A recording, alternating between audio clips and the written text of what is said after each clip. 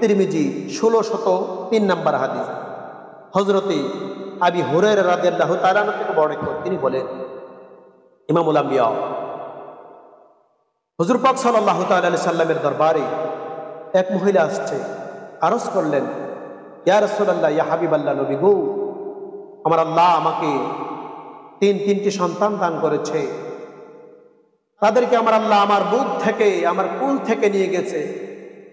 হুজুর, আমার ভিতরে টেনশন, শান্তি নেই।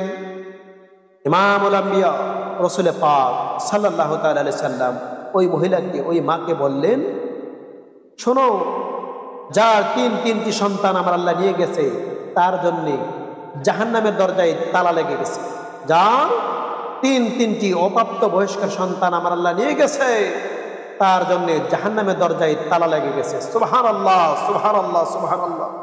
শুধু তাই নয়, ওই সন্তানগুলাকে আমার আল্লাহ বলবেন যে যাও, তোমাদেরকে পারমিশন দেওয়া হলো, তোমরা জান্নাতে চলে যাও। সন্তানগণ বলবে, আল্লাহ, আমার মা, আমার বাবা, তাদেরকে ছাড়া আমরা জান্নাতে যেতে পারি না। আমার আল্লাহ পারমিশন দিয়ে দিবে, যাও, তোমরা তোমাদের মাতা পিতাকে নিয়ে জান্নাতে চলে যাও।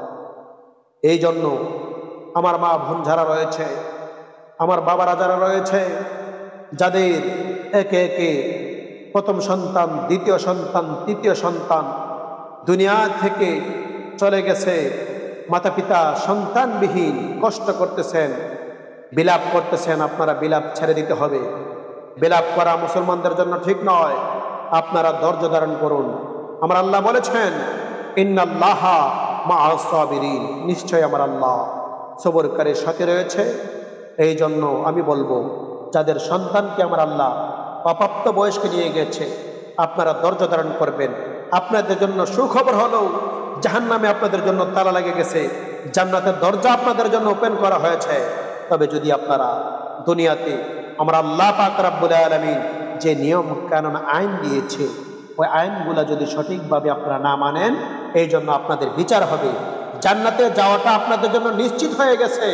তবে আপনারা আমার আল্লাহর ওয়ার্ডার আদেশ অমান্য করার কারণে, অন্যায় করার কারণে, গুনাহ করার কারণে আপনাদের বিচার হবে। এই বিচারের কাজ সম্পন্ন হওয়ার পরে আল্লাহ আপনাদেরকে জান্নাতে দিয়ে দিবে। এই জন্য আমার ভাইরা, আপনাদের কাছে অনুরোধ থাকবে, যদি আপনাদের, আমার বোনেরা, আপনাদের কাছে অনুরোধ থাকবে, যদি আপনাদের সন্তানগণ অপ্রাপ্ত বয়স্কে মারা যায়, তাহলে আপনারা আল্লাহর দরবারে ধৈর্য ধারণ করবেন। নিশ্চয় ধৈর্যের ফল সমিষ্ট হয়। আল্লাহ পাক রব্বুল আলামিন আপনাকে আমাকে বোঝার তৌফিক দান করুন। আমিন।